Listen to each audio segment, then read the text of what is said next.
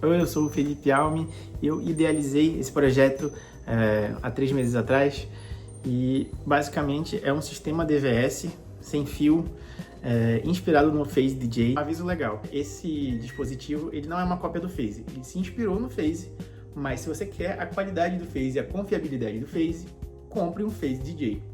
Agora, se você é liso que nem eu, faça um desse que ele vai te atender suficientemente bem. Infelizmente, onde eu moro no Brasil, você tem que trabalhar quase 3 meses sem pagar água, energia ou a própria alimentação para conseguir comprar um Phase, e isso torna um preço muito abusivo e proibitivo.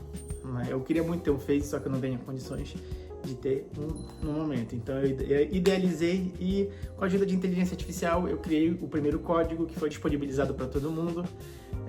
Mas depois que eu tive a ajuda de um anjo chamado Paulo, ou Doc GNA, como muitos de vocês já sabem, esse projeto tomou outros rumos e se profissionalizou ainda mais. Não sei se profissionalizar seria a palavra certa, mas se tornou muito mais efetivo e assertivo no que eu desejava para o projeto desde o início. Então fica aqui meu agradecimento ao Paulo, que tem ajudado muito, é um cara muito legal, muito aberto a esse projeto, que é um projeto de código aberto, onde todo mundo pode pegar, pode reproduzir, pode modificar esses códigos. Mas também quero agradecer a todo mundo que faz parte da comunidade, parte do grupo no Facebook. Os links do grupo no Facebook e do GitHub estão na descrição desse vídeo. Queria agradecer ao Elton, ao Saulo, ao Ricardo, que é um pessoal que ajuda bastante. Não tenho nem como falar o nome de todo mundo, porque eu vou acabar esquecendo o nome de alguém, não quero esquecer o nome de ninguém. Mas obrigado a todo mundo que faz parte dessa comunidade, que está em prol de criar esse projeto e fortalecer essa cena para muito mais gente conseguir tocar sem precisar gastar tanto. Isso é muito importante. Eu vivo no Brasil, muita gente que está assistindo esse vídeo não está no Brasil, não é da América Latina, mas a nossa região, infelizmente, não tem um poder de compra tão grande e acesso a muitas coisas que outros profissionais têm acesso. Então, por isso que esse projeto é um projeto de código aberto, que é para ajudar o máximo de pessoas possível.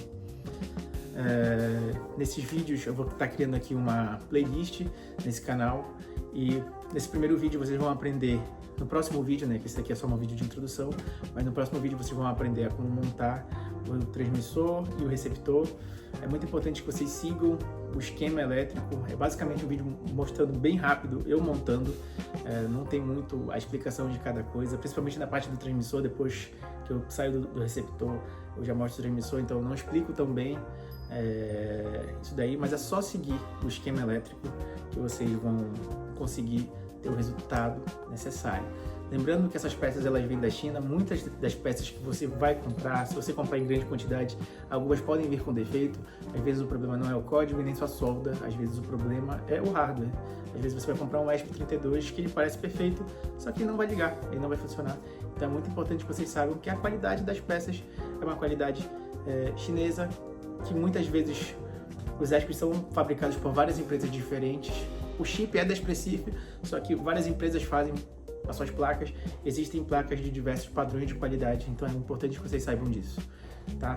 Porque isso vai fazer vocês terem mais dor de cabeça ou menos dor de cabeça.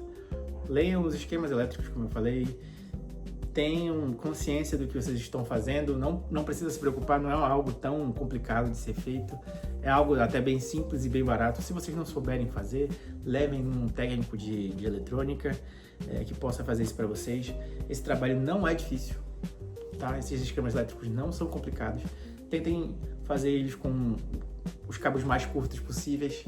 No vídeo eu faço com cabos maiores, que é para poder mostrar para vocês, mas na versão final que eu irei utilizar, esses cabos serão minúsculos, se eu vou usar cabos, que provavelmente eu vou fazer em cima de PCBs de prototipagem.